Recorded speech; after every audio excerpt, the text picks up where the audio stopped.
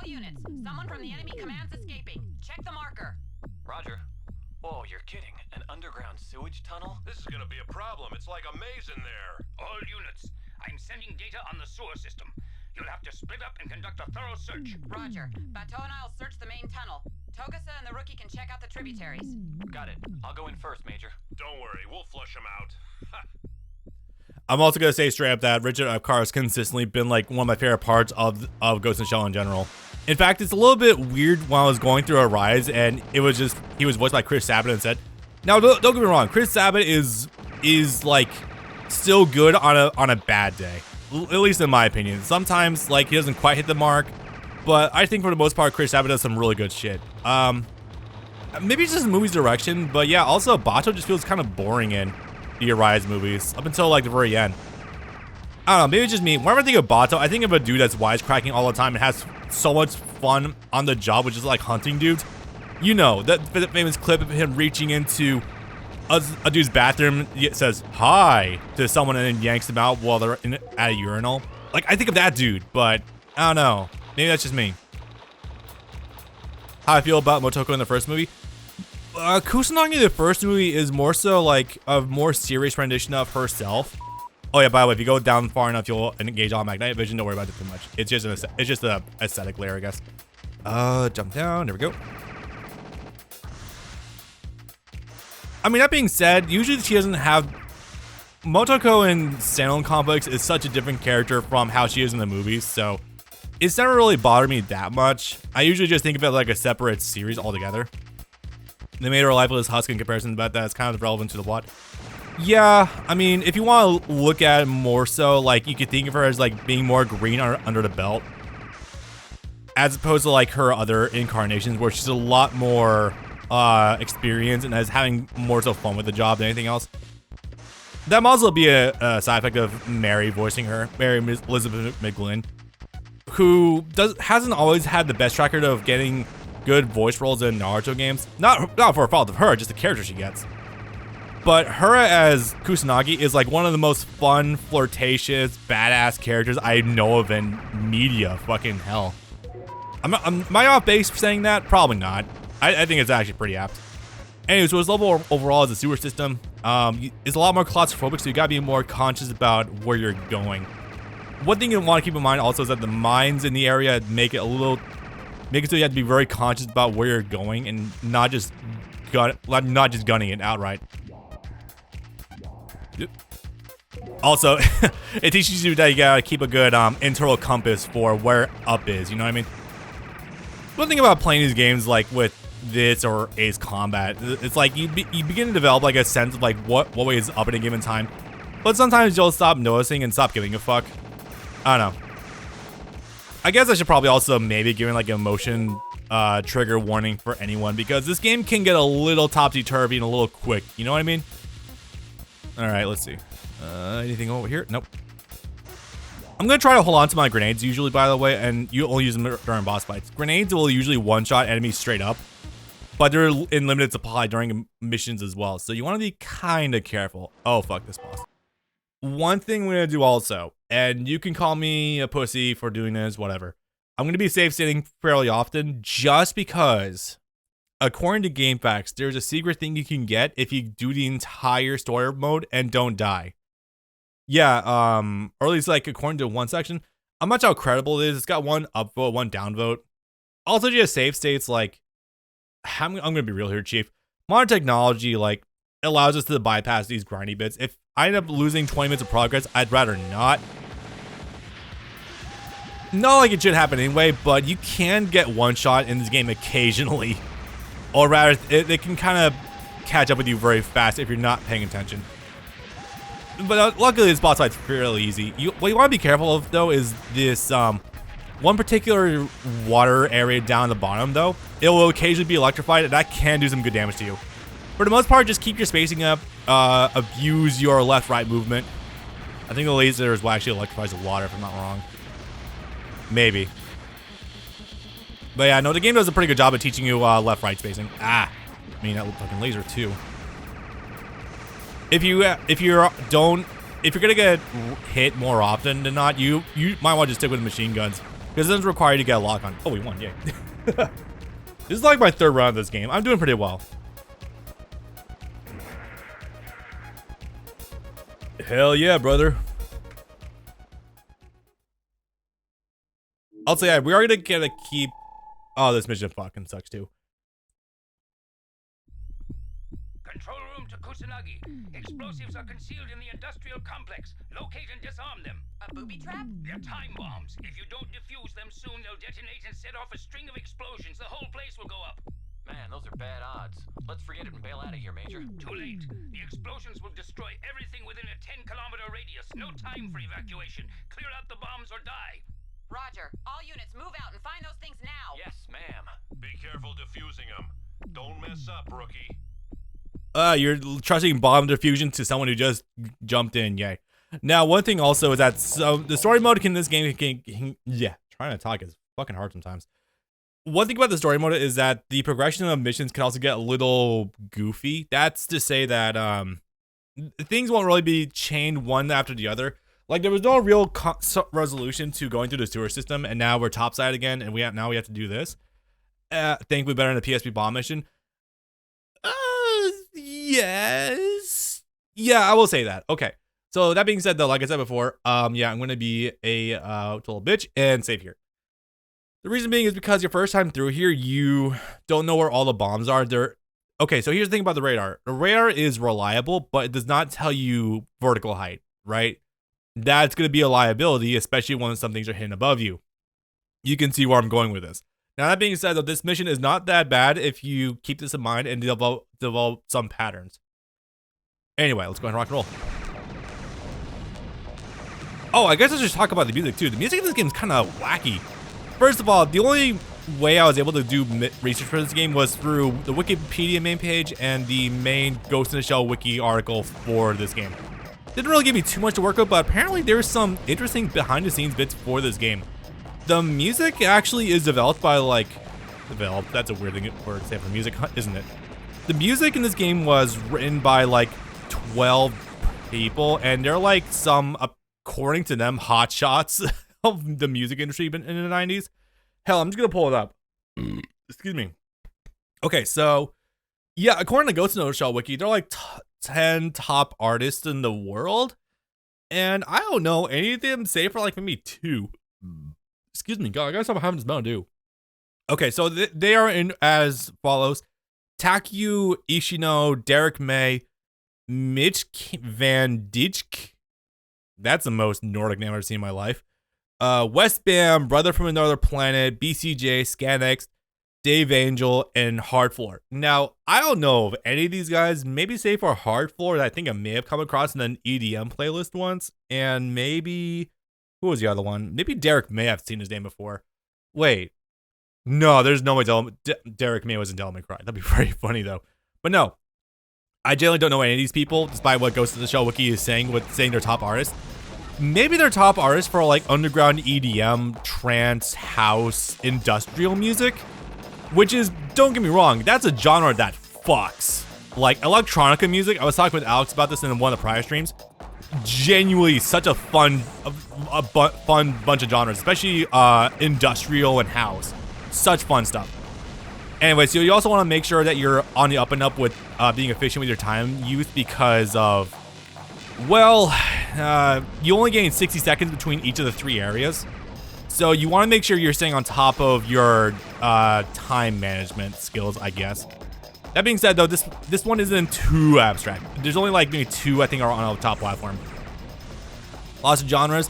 I mean, yeah, I'm trying to cover my bases for like electronic techno music in general. Because you want to think of it if you're not in the scene, but techno music covers a lot of stuff. One of the prolific ones actually being dubstep, which is a subset of techno. You not believe that?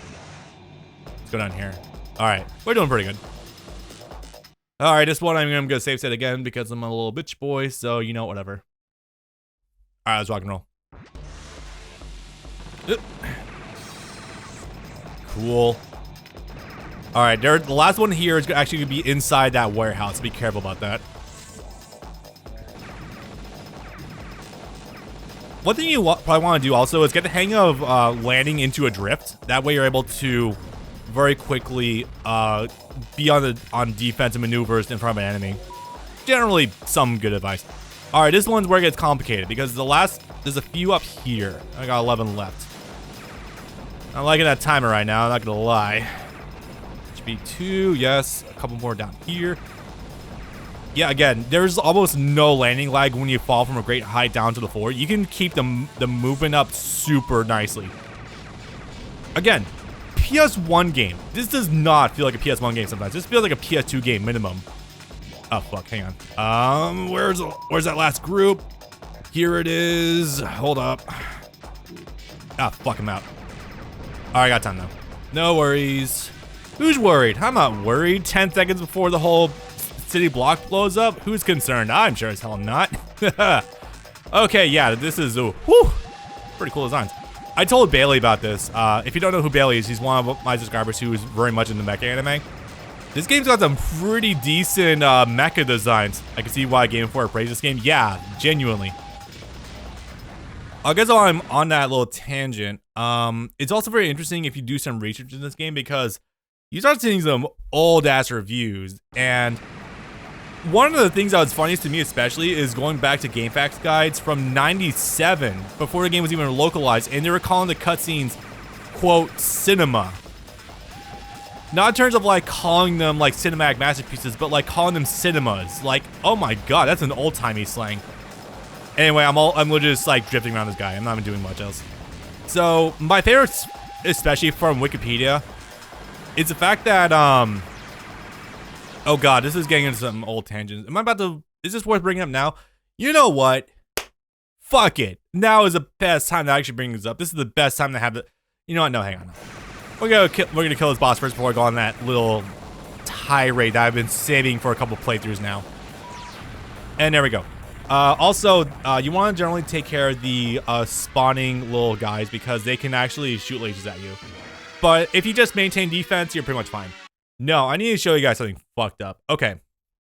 So one of my favorite bits about research in this game is finding this guy from this website called Now Gamer giving a quote that summarizes how niche anime was back in the day.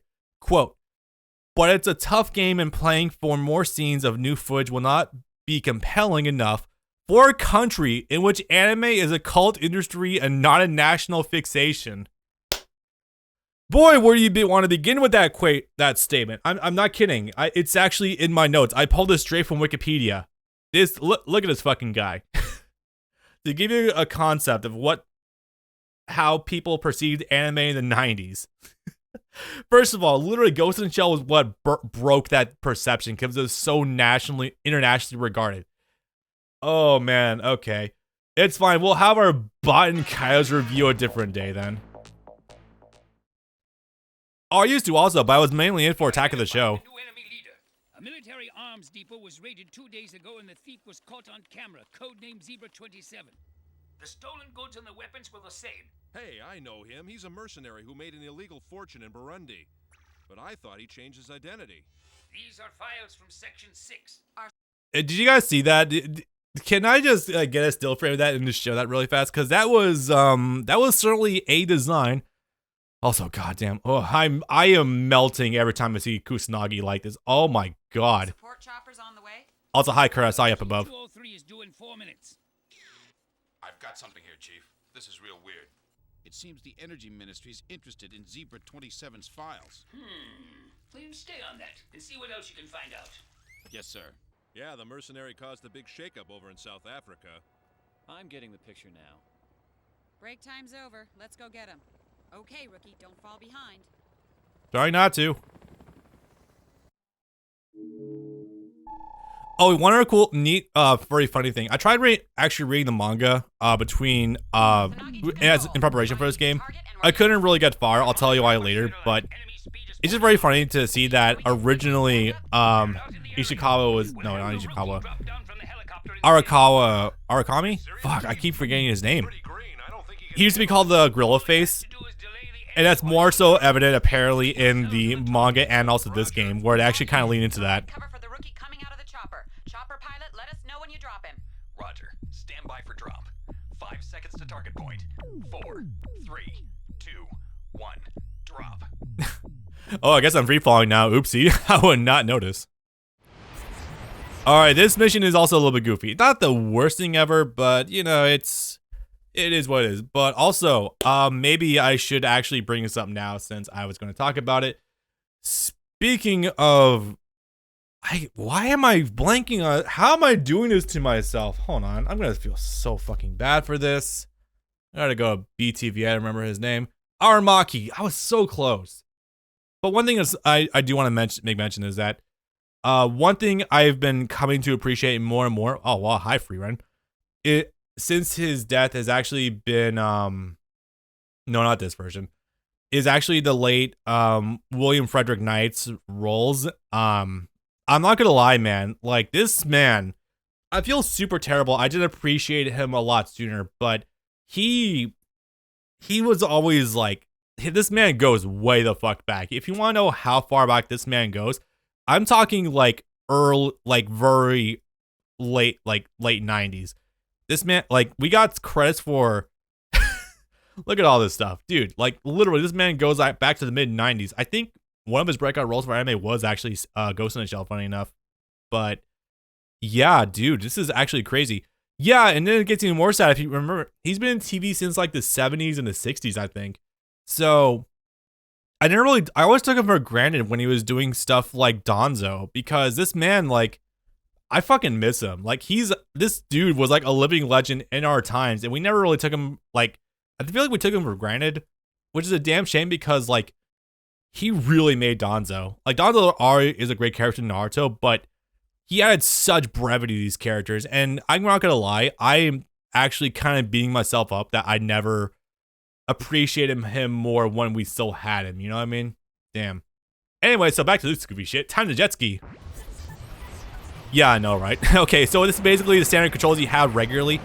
The only difference here, however, is that you can't walk very well regularly. However, the jet ski underneath you will always course correct to where you are. More or less. If I see a Tesla Cybertruck in this game, I will lose it. Well, there's nothing like that, but I mean, I wouldn't be surprised.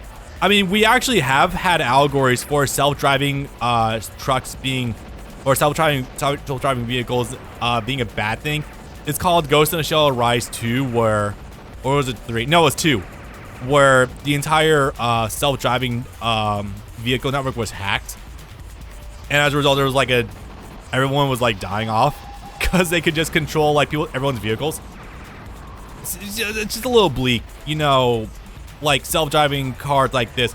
I'm gonna get comments out saying, "Oh my God, why would you talk about these political things? Are you just going for it for brownie points?" Actual comments I've gotten about Elon Musk. I'm not kidding about that. And I'm so sorry that you immediately associate anything involving Elon Musk to be political.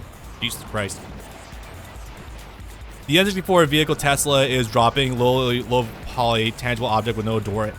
Yeah, it's also just like a really, I'm not going to get into a whole spiel about the Tesla Cybertruck right now because it's not worth my breath, but it's a really badly designed piece of shit, and a realization that if we don't learn from history, we're doomed to repeat it, because it's literally designed to, hey Chris, it's literally designed to not take impacts well. So if you take impacts, like, yeah, your truck will survive, absolutely, but you're gonna fucking die because it doesn't absorb the impact. You absorb the impact at that point because of no crumble zone. Anyway, I'm getting off track.